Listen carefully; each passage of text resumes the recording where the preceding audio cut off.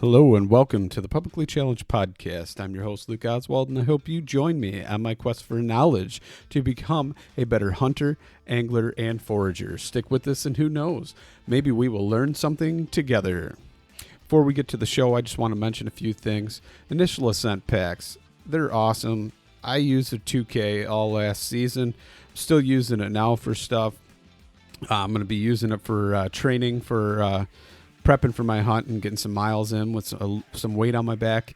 And I just recently picked up a 6K, and it's going to be awesome as well. Plan on using it on my elk hunt along with the 2K if I'm doing some day hunts or something and having a base camp.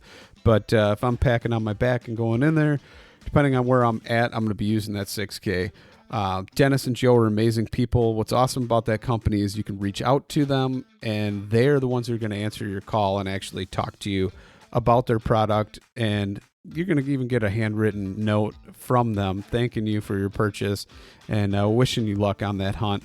And I just find that is super awesome and amazing in this day and age to have somebody that does that for you and actually handwrites a note for you is just amazing. And on top of that, it's an American-made product.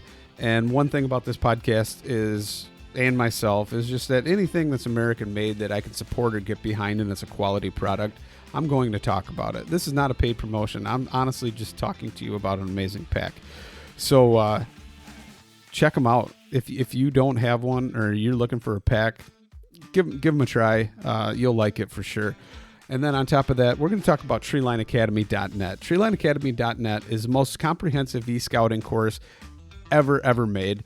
Mark Livesey is just an amazing wealth of knowledge, and he's willing to share that with everybody. So check that out and see what's going on there with that. Use promo code PC2020. Save yourself 20% on sign up. It's awesome. And actually, it's not 20%. It's $20. Save yourself $20 off a sign up. Then the next one I want to talk about is Basemap. Basemap app with their hunt data, the online mapping system for e-scouting, setting waypoints, smart markers. So you have all your hunt data on the wind and anything as long as you have a cell signal. It's absolutely amazing. There's so much more that's coming out. They've updated their offline maps, so they're way faster than they used to be, which I know a lot of people were actually kind of complaining about that, but now they're lightning fast. I've downloaded them, used them. It's awesome. On top of that, they've got some new updates that are coming out that are just going to blow you away. Can't talk about them yet, but we will be talking about them. So check them out. Use promo code PC25. Save yourself 25% on sign up, only on the website, not on the app. And with that being said, let's get to our show. All right, so I'm sitting here and I am talking to Randy Cooling. And Randy, you got an interesting lifestyle, and I'm kind of curious to hear some stories along the way about this. So can you go ahead and introduce yourself a little bit?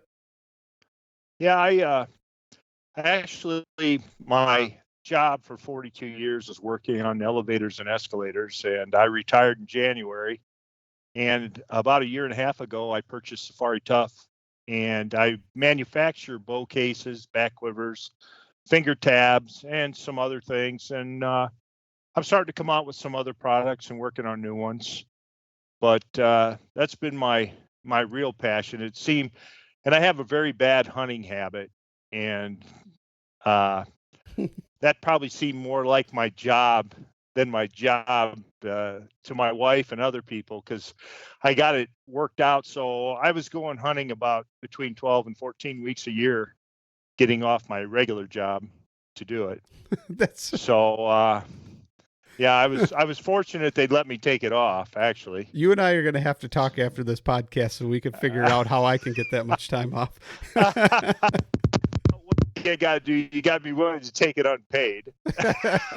So that's the start of it. Sure. Take a lot of it unpaid anyway. So when did you first start hunting, Randy? I started bow hunting deer in 1974, and I started out on a old Bear. At the time it was new. It was $55. It was a Bear Super Grizzly Victor, and I had fiberglass arrows that were top of the line then. Oh yeah. And yeah, it's just, But so and then from there, I was probably I was 14 then, and in eighth grade, I believe, when I started. So, and then it just progressed along the way, and a little tough for the first few years when you're in high school. I was playing four sports, and it makes it a little harder getting out. But I always had the passion, and before I could drive, I'd get dropped off and go out and wander around the woods and stuff. And back then, I was living in Iowa. And really, back then there weren't hardly any deer. I mean, if you saw a couple deer, you were doing pretty darn good, little on killing one. Believe it or not. Now and there were no turkeys at all back then. Now I don't even know what the population is in Iowa. Probably 1 million or something of them. Yeah. But I think the population back then for the whole state was like 20,000 deer, maybe. And there's a total of 5,000 hunters, maybe something like that. Wow. Yeah. That's crazy compared to now's numbers. Yeah. And I kind of got into that. A friend of mine in high school, his brother hunted. And so he started when we were younger. And then I'd go out and stay at his house and before we could drive, and we'd hike about 2 miles down to a river bottom to try and get a deer. I don't think there was much chance of it the way we were going, but it was a lot of fun. It was a good start, good memories. Yeah, that's like I tell people all the time that I remember when they were talking, and it was they were hosting meetings in different town halls with the DNR for the reintroduction of the turkey, and I keep thinking back to that. And I can't remember when it was because I remember I was a kid. But by the time I was in high school, they actually opened up seasons. So, I mean, it was quite a successful reintroduction. Was it the same way for you? Yeah, it was a long time, though. I believe Iowa got turkeys from Missouri because Missouri was a popular place to go turkey hunt and that. And I think they started getting them from there and transplanting them. But I don't remember when the season started there, but it had to be maybe the late 80s, around 90 or that. And it was a draw to get a tag and that. So it wasn't even that easy. They were very limited. Yeah, I think that's how Illinois started out. And I actually put in like the first year you could. It was like 2000, I don't know, 2001, 2002, something like that. And and I drew it, and then stupid me, I never even went and hunted it. And I had I had the perfect spot. I ended up, something happened. I don't remember what, but I never ended up hunting it. But so let's talk about something a little more positive. So I'm just kind of curious, when did you kind of get the bug to start hunting like Western big game, and then where? Well, yeah, what really happened is back in 81, a guy that is one of my best friends now, and I go hunting every year with, was looking for somebody to go out to Colorado elk hunting. And back then, elk license was $135. Deer license was $50. And I believe we could drive out and back, eat, buy gas and everything for about $400 a piece. And we took, it's kind of funny. Well, we took just a regular cab truck with an 8-foot box and 4 of us. And one guy crawled on top of the gear and laid on top of the gear for our, I think it was about 17-hour drive to get out there. So somebody slept on top of the gear while the other 3 guys sat up front. Nice. And then when we got into the mountains, all 4 of us had crammed into the front of that regular crab truck going up the mountain for 2 hours to get back into where we wanted to hunt. Yeah. You do anything back then, to get out there and go. And so that was and I remember going back then, I was pretty broke. My wife was in school and we were living in a 1-bedroom apartment. And I remember telling her, going to her, telling her it was a chance of a lifetime. I'll never get to go again. And she still throws that at me now and then to this day. And we were just married 40 years Sunday. Congratulations on that. Thanks. But But yeah, it was, yeah. And I think there's other people too that throw that at me too, friends now and then, that I actually said that chance of a lifetime to go on an elk hunt. And I think I've been almost every year since then now, at least on one elk hunt a year and sometimes two. And almost, there was a couple of years I went brown bear hunting one year. I didn't make it elk hunting, but there's other years I went twice too. So when did you, I mean, what kind of led you to want to travel overseas into different countries and kind of get into just, I mean, really just going after all kinds of things? What really got me going overseas was my dad didn't hunt at all, but he'd go with us on hunts like elk hunting, and he'd do all the cooking and cleaning, and he'd make fresh pies every day and fresh donuts. And nice. Yeah, he loved to just sit out there. We'd sit out there with mountains on both sides of us, and he would love to do that. And he always wanted to go to Africa. And so I thought, I didn't have a lot of desire to do it then. And, but I thought, you know what, I want to go. I want to take him. He wants to go before he gets too old. And him and I went to Zimbabwe like in 97, I think, something like that, 98. And it really got me hooked. I just, I love to hunt different animals. Some guys will just concentrate on North American stuff and that, and which I do love that. I've been all over Canada and stuff, but I love to travel, get out, see other cultures, and hunt different animals that are completely different. Yeah, no, that's awesome.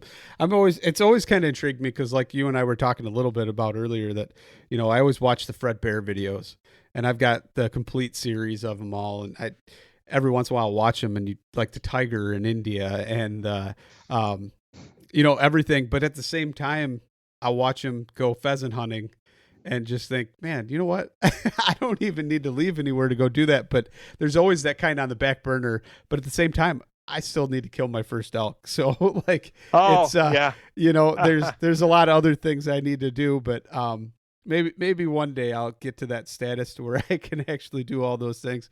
But like, it makes me wonder, what's the craziest thing you've ever encountered when you're out somewhere on a hunt? Oh, wow. That's a good one. 'Cause I don't ever, as far as crazy. Now you're putting me on the spot. I don't know. I don't ever look at, I'm even trying to think of a time when I thought, oh my God, my life's in danger or something like that somewhere. I will say the thing that really irritated me. I was in Turkey ibex hunting a year ago, and when I travel, I always take my bows apart, and I build a case that's made for holding a fully strung recurve, or when you take it apart, the ends fold in and lock together, and you can put your takedowns in there. And when we went to leave Turkey, they made me take my bow case out of my duffel bag, which is the way it came in. I have it between the clothes. And they made us send it on the plane without being protected in my duffel bag. Oh no. And not only that, once they did that, and my Arrowmaster with my arrows in it, my back quiver, they wouldn't let me have that in my bag either. So all that stuff went back to Chicago. Well, once they took them out, I went from 2 bags to 4 bags. And now they wanted another $240 to haul my bags home because I had 4 now instead of 2. I wonder if that's the reason why they did it. I always say it was extortion. Yeah. My guide, we were in the back with people working there in the back room, and my guide was ripping them up and down, and I don't know what all he was saying. But he was ripping them, and he wasn't giving up, and they were holding the plane for us to take off just for Denny Sturgis and I. Because we were in there trying to get settled up and get it straightened out, and our guide wasn't giving up and didn't want us to give up. But finally I got him convinced that we just pay it. We wanted to go home. No kidding. And because they weren't giving in. Yeah. So we ended up giving them their 200. I gave them for some reason, mine was 240. I think Den's was like 160 or something. I don't even know how they came up with that, because they were sent the same way, you know. That's interesting. So, I mean, have you ever had something to where it was like, today is the day I'm probably going to die? I mean, I've had a couple plane rides where I was very uncomfortable taking off, leaving grizzly bear hunting. We landed on him like on not really a mountain, but a big hill, but he landed like flying into the hill and landed going uphill. And when he did that, you kind of go hard into the hill. Well, when we went to take off, when he came to get us to leave, it was pretty warm that day, which makes it harder for him to take off. And he kept walking back and forth on where he was going to run and looking at the plane and looking things over and sizing up the distance. And I always catch that kind of stuff because I'm not a big fan of little planes and landing in the bush, you know, but I've done it a lot and I still don't like it. And I walked up to him and I said, what's going on? And he says, oh, nothing. I said, well, I see you sizing things up. He says, nah, we'll be fine. And I said, okay. And we got in that plane and we got all loaded up, had a guide with us and had my grizzly bear hide and stuff. And we're going down that mountain, going downhill, and we're getting to the end of where we got to be up in the air. And I'm hanging on now because it's not looking good. And I thought, and I was nervous as hell. And I'm hanging on tight. And right before we got to the end, it's like somehow he pushed that plane straight up in the air. And we just jumped up off the ground and took off. And I'm sitting there and I look over at him and he's looking at me smiling. And he goes, see, I told you we'd be okay. And I screamed the F word at him so loud because it was looking really bad. I mean, I was really nervous. That's probably the only time that I got that bad. I've been on one plane flight bringing a moose out of Alaska. We'd load a little bit on the plane and the guy'd look at his tires. Then we'd load a little more and he'd look at his tires. Then he'd load a little more and he'd look at his tires. And that's how and that took a long time to get off the ground too. We were on a pretty big gravel bar. But on that same flight, we went up above the clouds. They were pretty low that day. And we're getting back close to, this was up in northern Alaska out of Dead Horse, Prudhoe Bay, where the pipeline starts, is where we were going back to. And I see his head bobbing and looking around the windows. And we got headsets on so we can hear him talking to the tower and we can talk to him. The tower just can't hear us guys. And the tower comes on, says, we got a Twin Otter 6 miles southwest of Dead Horse. And he gets on and says something like, this is 011. We're 6 miles southwest of Dead Horse. And then he looks around at us and says, boys, we got to find that plane. Oh, no. And I just had this vision of this plane dropping out from above us or something. It was a little bigger plane than us and dropping down on us. And we're looking, and pretty soon he says, I got a hole up here. And he dips down out of the clouds and gets under them.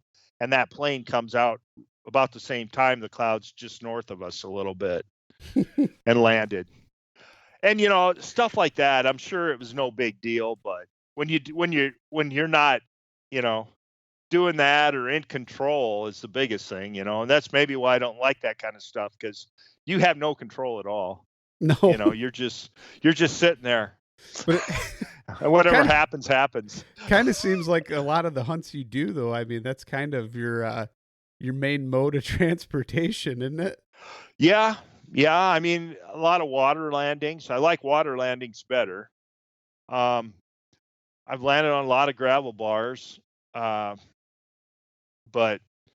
it's just and some of it's not so bad, you know. I mean, like like a sheep hunting in Alaska, it's a base camp you start from. It was a horseback hunt, and they have a pretty good runway. that you can land on to get up. A little bumpy, a little dippy in that, but not bad, and stuff like that. And that doesn't bother me so much. I was really apprehensive about flying in a helicopter, and I never would do it. My wife wanted to ride a helicopter one time through the Grand Canyon, and I wouldn't do it. I just didn't like the thought of it could just drop. There's no glide there at all. I gotta say, one of the coolest experiences I had was riding in a Huey with the doors off, and and the pilot was he was a Vietnam pilot that had been shot down like 3 or 4 times, and he said to everybody, he's like, you know what my punishment was for getting shot down? Here's another airplane. Here's another helicopter. Get out there and fly it. And he's like, oh man. And he said, needless to say, I learned how to fly pretty good and take these things to the limit. And he showed us the limits of that thing, and it was amazing. I think they're taught to put those down if they lose power and stuff. Yeah, like it was. My first helicopter ride was in Northwest Territories, Dall sheep hunting. And that's when I was like, oh boy, here we go, and that thing's awesome. I loved it. I'd much rather ride in a helicopter now. It's pretty cool. I've been in one in that and talk to somebody that knows about it. And those guys are taught to put those down. Now they still wreck and I know people, but this people guy died from it and that. But this guy was going 110 knots, banking sideways. And right over the cornfields. I mean, it was awesome. It was pretty cool. And no matter what you did, seatbelt, no seatbelt, if you're sitting on one of the benches with the doors off, there's enough G forces to actually hold you in that seat. You're not. You don't even feel like you're tipping out, huh? No, it was pretty cool. That was awesome. Oh wow! I gotta say, after that, I was like, man, if I ever win the lottery, I'm buying a Huey. I'm going to learn how to fly it, and I'm going to get into all kinds of cool public places that nobody else can get to. Yeah. It's actually up in Canada, Northwest Territories is the only place you're allowed to use helicopters to hunt. Oh, really? Like BC, yeah, you can only use airplanes. So, like mountain goat hunting there, they got to land you on a lake up high in the mountains. Interesting. Rather than... And because in the NWT, they can just drop you on top of the mountain, which is really nice because they drop you in a little valley or a little dip somewhere on top of the mountain. You get out, unload your stuff. You can set camp up right there and start hunting. That's pretty cool. Rather than having to back up to the top and all that stuff. So what's that like? I've always kind of wondered. It's never been on my bucket list as far as hunting, but what's it like doing a sheep hunt? You hear it's like the hardest hunt you've ever done in your life. I mean, what? Yeah, I love it. It's living off your back, and they're different. I mean, there's different kinds, but like the horseback hunts are fairly easy except for falling off the horses and the horses being a pain in the ass and all that, but you can cover ground. And that's a different kind of sheep hunt. The ones in the Northwest Territories, when they drop you off on top, you can just stay on top and hike and look for sheep. And just hike down the ridges. It sounds simple. I mean, they're still up and down and steep and you can get in places where it's a little hairy walking and stuff when you're not used to it till you get your sheep feet under you and get used to it. I was in mountain goat hunting is where I've been on 3 mountain goat hunts and they were all way worse than any sheep hunt I've been on. Really? And yeah. I'm going to say it. I hate to, this should make me a better sheep hunter. I've been on $5 sheep hunts and haven't drawn my bow yet. No. Oh yeah, that's my claim to fame there. My wife would never let me go on. I don't know if another anybody one again. can do that. Well, and to be fair to the outfitters, I could get within 75 yards, but I needed to get within 50, 55 yards to shoot. Yeah, I mean, that's tough. My recurve. Yeah. I don't even know if I'd have the confidence with a compound to, I'd want to get in on it too. That's So anyway, I like one time I had I don't remember, 8 or 9 rams bedded down, and I was snaking in on them in the Northwest Territories, and a grizzly bear ran down and chased them out on them. I was 75 yards from them, and I just bad luck with wind and Alaska. One year in Alaska, we couldn't find a shooter ram, and last year I was in Alaska hunting, and I had a really good ram coming right towards me up the mountain. I was on the very top, waiting for him to, just going to wait for him to pop up over the top, and he got, I forget, it was like 80 some yards, and the wind changed, and he caught me and barreled out, and that was the only shooter I saw while I was there. Because in Alaska they got to be full curl or 8 years old. So how do you tell they're 8 years old if you can't? The rings. Okay. Okay. Yeah. The growth rings on. I don't judge them. The guy does. He's the one responsible. So no pressure. Yeah, no, I'm not. I wouldn't judge them, but I mean, you can tell if they're really big. It's not a, if they're really old, it isn't a big deal. But when it gets down to be 7 or 8, it's up to them. So if you could hunt one animal for the rest of your life and not hunt anything else, what would it be then? Probably elk. Really? I love elk hunting. Yeah. I like backpack hunting. I don't know why. I'm kind of a big guy, but I love crawling in and out of them little tents and carrying my pack. And my last real backpack hunt was on Kodiak Island in Alaska for a mountain goat. And it was definitely, I killed one, and it was definitely one of the best hunts I've ever been on. I mean, it was after I shot it, we had to hike, we had to take everything out and hike 13 hours out to the ocean to get picked up by a plane. Really? And I didn't have to carry as much. I had a guide and a packer. And when we got back, we weighed their packs. Mine was probably between 50 and 60 pounds, maybe. But the guide was carrying 117 pounds, and the packer was carrying 100 pounds. That's brutal. And you're going down through brutal brush where you're hiking brown bear trails down that's covered with brush, and you can only feel them with your feet that you're on the trails. And there's a weed there, they call it snotweed. And if it gets a little wet, it's just greasy. If you step on it, you're done. You're going to go down if you pick up one foot and the other foot's on snotweed. Oh, you're just going down. And I know my packer fell 5 times with that 100-pound pack on his back. That's brutal. Yeah, I fell a few times, and I wasn't even carrying as much as them. But, then when we got down to the bottom with everything, we had to get to the ocean, and there was brown bears fishing in the rivers around us. We had to navigate through them, but it was you load up camp every day while you're up there and move looking for goats, and it's just an awesome hunt. Just that's pretty cool. It was a great hunt. All the sheep and the goat hunts, I love that. It's getting harder and harder for me, and the goat hunts are just treacherous.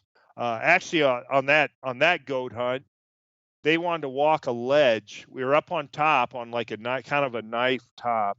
And we were walking down it, and then we come to this ledge, and I don't know how wide, not very wide. It looked like about 6 inches, but it was probably 2 foot wide maybe or something. And it went kind of down around, and I wouldn't do it. And I mean, we got a full pack on our back. All you'd have to do is I'd have to turn the wrong way, and it'd knock me right off. And then you'd fall however far it was.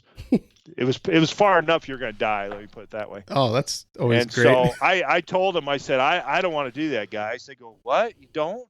I said, I ain't doing it. He said, well, we're going to have to go clear down and go around. I said, yeah, but I'll be comfortable the whole time. and the packer says, well, we really don't know if we can get all the way across. We were in a new area. They were just hunting. He says, we really don't know if we can get all the way across it anyway. And I said, well, there you go. And so we went around. I tell all these, guys going on those kind of hunts for the first time, sheep hunting or anything, if there's something you absolutely don't want to do, if you're afraid to do it, just don't do it. There's no, we climbed up, I climbed up on a sheep hunt one time. We climbed up this this pretty sheer face, and at the top it flattened out and then went back downhill, but there was 2 rams laying up there. And this is in the Northwest Territories. And me and the guide and I climbed up there. Now we didn't have we had our packs, but not full packs because we were just going out from base camp that we'd set up.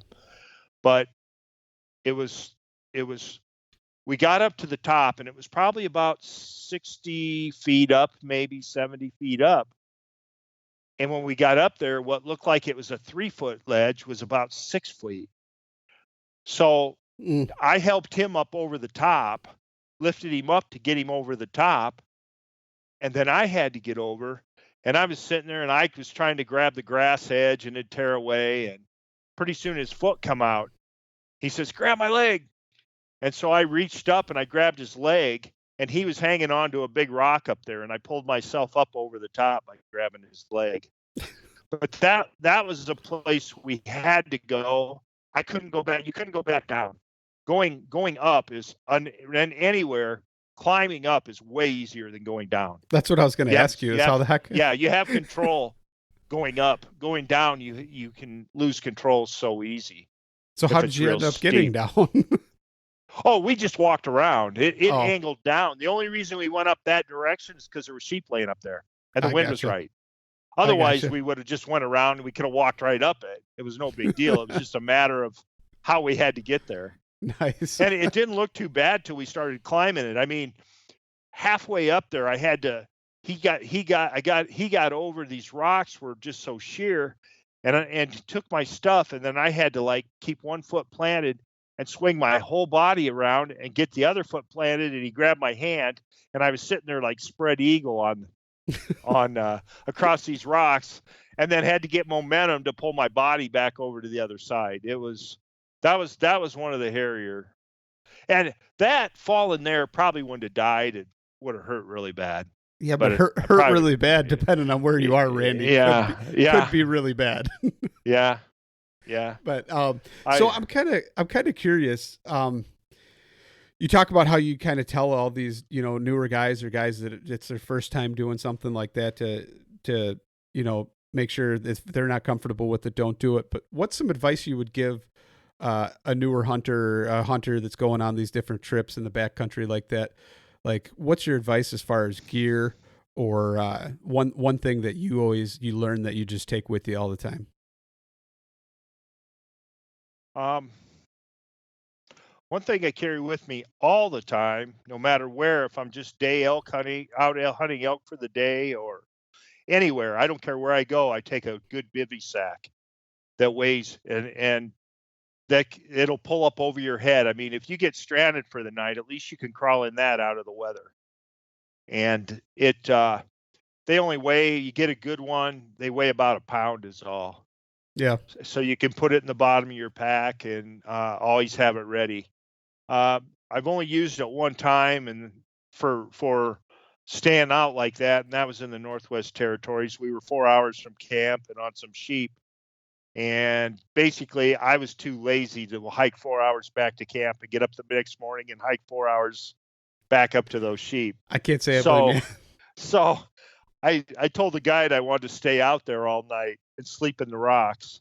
And so he says, "You really want to do that?" I said, "I don't want to hike back there and then back here in the morning." And so we just stayed there and put on a puffy jacket, and I crawled in that bivvy and froze my ass off all night. shivered the night away and woke up with some sore spots from the rocks. He tried cutting a bunch of moss and making a bed out of the moss, but he said it didn't do any good. He still froze laying in that. He didn't have a bivy sack either. I think he put his rain gear on and slept in his rain gear. I know I've seen some people, they take like a Tyvek suit with them or something, and they do that to where at least they've got a little extra trapping layer of warmth and keep some of the moisture out. But man, I don't know. Yeah, well, I do that just because if it rained, I still was going to be dry. I get a bivy sack. I can't remember the name of where I got it from, but it's made out of Event. What's Event? What's that? Event? It's a waterproofing material that the first time I ever heard of that, they used it in boots, Okay. but it's probably, from what I understand, it's probably about the best. And you don't see it in all the boots because it's more expensive to use. So is it like real breathable or something too? So you don't get a Yeah, lot of yeah, moisture trapped on the inside? Okay. yeah, I mean, yeah. that makes sense. It's really really good. It's a really good material, um, for keeping water out and Because yet breathable in I that. know a lot of bivy sacks trap a lot of moisture and end up waking wet anyway. So Hmm. that's uh that's And a problem. on that goat hunt in Alaska, I actually took a down bag, which a lot of guys say not to do. But my guide said bring a lightweight down bag, bring a down bag and use a bivy. And then I slept in a little Hilleberg tent. So I was getting moisture in the Hilleberg tent a little bit at night. But I've noticed and he always uses a down bag, huh? I've got the Nalo for Yeah, the and if I don't open up the vents just right or have them where it's stretched super tight, you do get a decent amount of moisture in there. Yeah. But yeah. I've also noticed, like, even if it's cold out, opening the vent properly, that you get a lot more airflow in there. Yeah, you're colder, but at least you're not getting so much moisture. Mm-hmm. Yeah, yeah. And I normally always take my own tent. I have a Hilleberg Nyack that I always take with me if I'm going on sheep hunts, goat hunts, or whatever. That hunt, he had the goat hunt he had, and I don't remember which one it was, but he had a brand new Hilleberg that he wanted me to try out, and so I knew it was going to be decent. Right. And I didn't take my Nyack, but I normally take my Nyack on every hunt for a couple reasons. The very first sheep hunt I went on in the Northwest Territories, we had one tent out there for me and the guide, one small tiny tent, and we were tight shoulder to shoulder. No, And thanks. we had bad weather, and we had to stay in that thing for 36 hours. And yeah, it was tight. And no more than, like my Nyack, I don't even think it weighs 3 pounds. So is your You Nyack know, a one person or a two person? it's like 1.5. They call it a man and a dog, I think. Just yeah, because It's got room. The vestibule on it isn't real big, but it's got enough room inside that you can pull your backpack in with you if you want, and right. that kind of stuff. There's room in there. I mean, it's not giant, but for that size. But I after having that Hilleberg, I mean, I think they're awesome tents. And the Nyack, the tent is hooked to the fly. So if you go to set up and you take it out, there's 2 poles that go over the top that cross one corner to corner. Hmm. You pop it up and it's there. And you don't, if it's raining and you set up, your tent's not going to get wet because I don't know if I can do that with mine or not. I never the fly thought about that. is, yeah, the fly's hooked to the tent. The tent's always hooked to the fly, I should say. So that's a really good option. It's like Oh yeah, as mine far is. as far as the tent itself, it's a 3-season plus tent Yeah. because the sides don't go clear down and touch the ground like a 4-season regular Yeah. 4-season So tent would. my But they go Nalo down is. pretty far. I think my Nalo is the 4-season then, Probably so. because it doesn't really have a fly. It's got the outer shell and the inner shell, and then I put the footprint on it. But I just leave the footprint and everything on it, and when I pop it up, I think it's 3 poles. You probably oh, is it? You probably Yeah. you gotta have stakes for it to stand up. Yeah, yeah, you gotta have stakes. The Nyack is freestanding. Oh, that's pretty neat. Because Yeah. otherwise you're always searching for, like, if you're on soil that's kind of looser soil, you're always standing around looking for rocks to try and tie it. And Mm-hmm. one, there was Well, one. you still do that, want to tie it down and stretch Yeah. it out, and use rocks. But There was one night though, my ass was kicked so bad from getting up there onto the mountain. I said, heck with it. And I said, I'm not going to get any rocks. I'm not moving anymore. And just kind of staked it out the best I could and kind of drew it a little bit tight. And by the morning, I woke up and the liner was about in my face. It was sagging bad. Oh, It didn't matter. It no, kept, I mean, it kept me dry. yeah. But I couldn't do it. I was like, it doesn't matter. I'm done. I'm cashed out. And then I know the feeling. somebody made the comment. They're like, "Man, that thing's kind of sagging. Does it always do that?" And I said, "No, I just didn't care to stake it down any more than I did. I think I used like six of the 8 stakes, or I don't even remember. Yeah, just enough to get Just it so enough- you crawl in, right?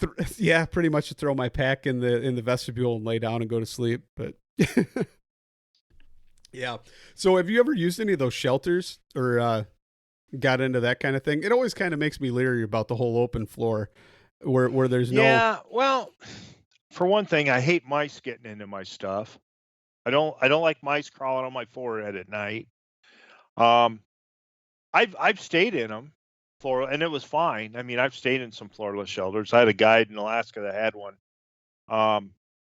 He actually had a sawtooth, Kafaru sawtooth, Right. with a stove in it, and we got one night, it got so cold and we got back and we're wet, and it was so nice going into that thing. He fired it up, Yeah. and I imagine that'd be pretty you nice. can't beat it. I would do it if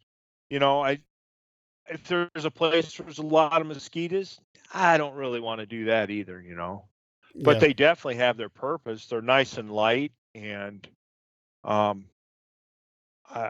know they're good. I know a lot of people use them and like them. I just can't see like a spring bear hunt or even like a early season elk hunt to try and use. I don't know. Maybe that's just me and I'm a wuss, but Yeah. it seems like I can't really see the without. Yeah. Nice thing about them though is you can put wood stoves in them. Yeah. But I think most guys, you carry a piece of Tyvek to put down on the floor anyway. And that's to me, that's just one more layer of noise. Yeah, but on the floor sleeping, that is a problem with it. If you roll around a lot at night, you'll be here all night long. Absolutely. And like I toss and turn when I sleep. So I actually I ditched one of my sleeping pads. I used it. My one had a leak in it, so I hurried up and ordered another one, primed it up, took it, used it, and it sounded like a bag of potato chips the whole night. And I'm like, I'm done with this. Yeah. Oh. I was like, I'm done with it. I'm not.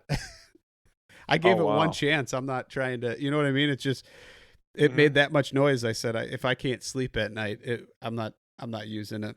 So I'm not going to say which one it was or anything, but yeah, it just, I didn't like it. I run what is it? It's an Omnitherm. Thermarest? Thermarest. Yeah. I run a Thermarest Neo Air is what it is. Yeah. I've used those for a long time. I got a couple of them. They got one that's a little bit heavier, it's more square, and then one that's rounded on the top and the bottom, and I've had good luck with those. Yeah, I've running those. They blow up about, I think they're like 13 ounces, and they're 2.5 inches thick, I believe. Yeah, that's pretty nice. I ended up ordering a Big Agnes. I'm going to give that a try and see if I like that one better than the other ones I've used. But I don't know. I've also noticed I'm going to quit using my breath to fill them up and use the sack that you're supposed to use to pump them up. I've never I got one with mine. I don't even know how to use it or what you do with it. I'm not exactly. I don't know how you use it for that. I really don't. It's weird. The bag comes out and then there's like a long neck on it. Mm-hmm.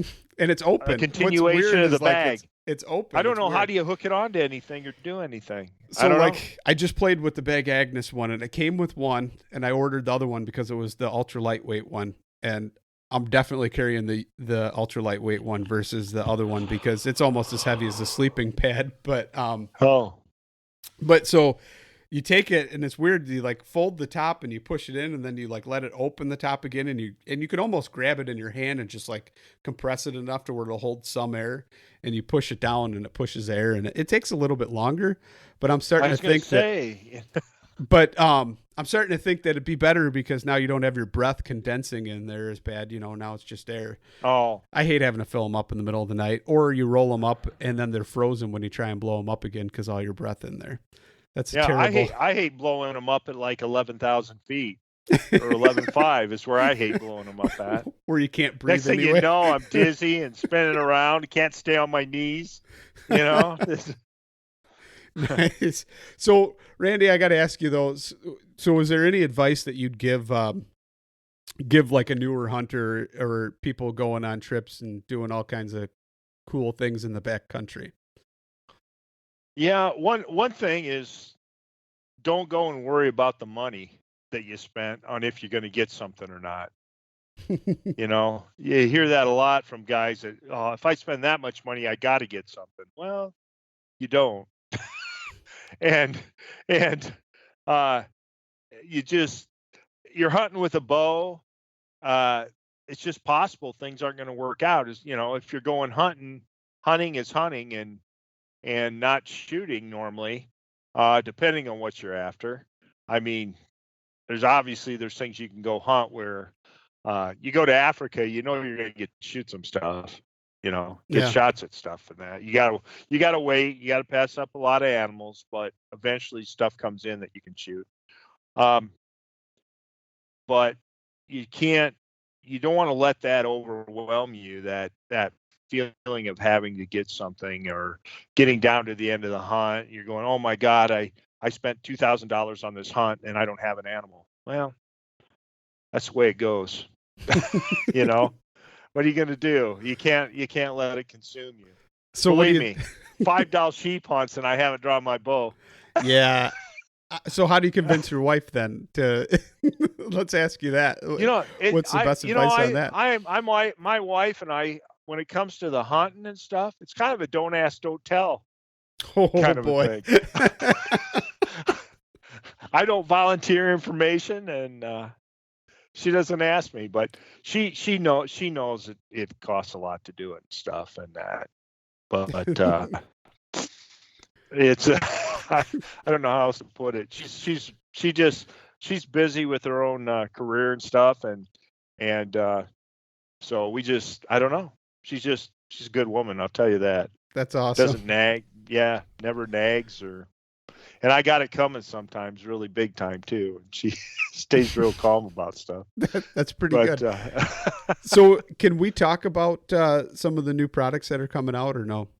Is that kind of something we want to keep? yeah, no, um the of all of them, the bigger one right now is, I have a 2-arrow bow quiver coming out, and it's going to come out.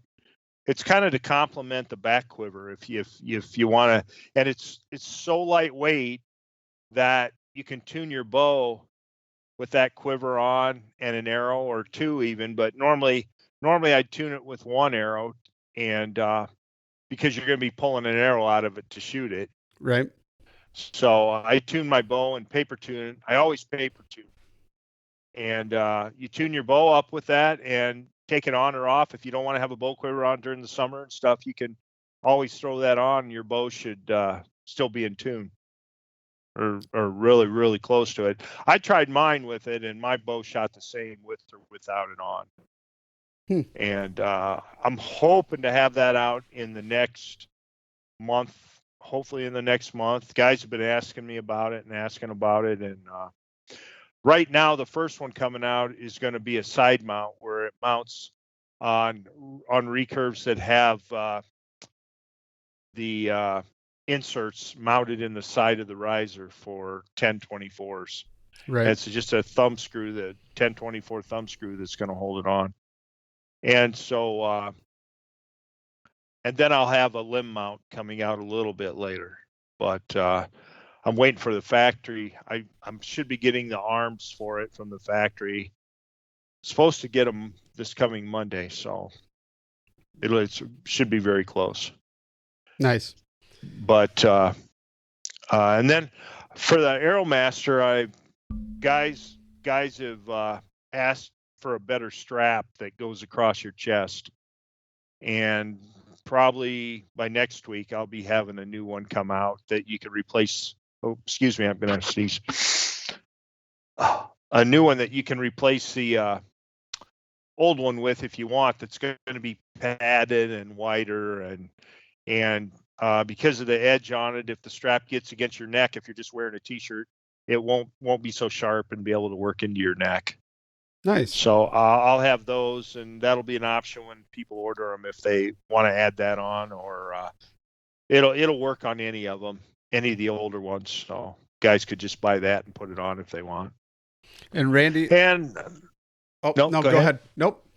No, I'm working on a few. No, it's not important. I'm working on a few other things too, but they're so far out that I don't even want to bring them up, because okay. I found out with this quiver, everybody was seeing it on my bow. I've been shooting a quiver like this that I designed. This is probably the third year or that, and guys see it, and then, I say, yeah, I'm coming out with you, and then I get messages constant. Is it ready? Is it ready? Is it ready? Yeah, which is fine. I'm glad there's interest in it and stuff. That's kind of what made me do it, is I was getting enough interest from guys. That's cool. That's awesome. So I wanted to thank you for coming on and giving your advice and kind of telling some cool stories and the insight from your adventures.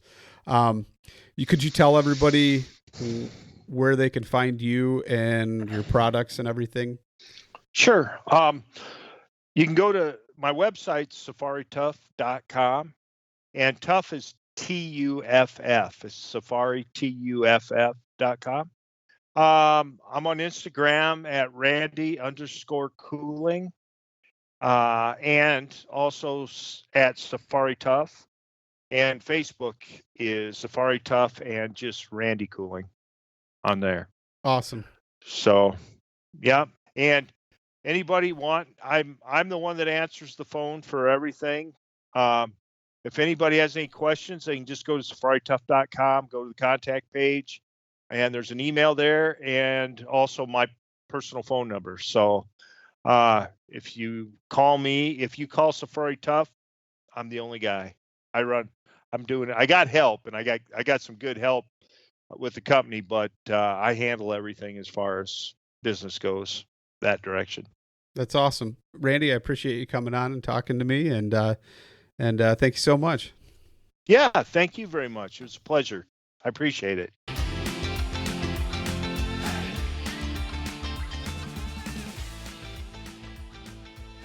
And once again, thank you so much for listening to the Publicly Challenged podcast. I hope you enjoyed the show, and if you did, please subscribe on whatever platform it is you're listening to. Also, if you could leave a review, that would help us out. And you can check us out on Instagram or at publiclychallenged.com. And once again, thank you so much for listening to the show.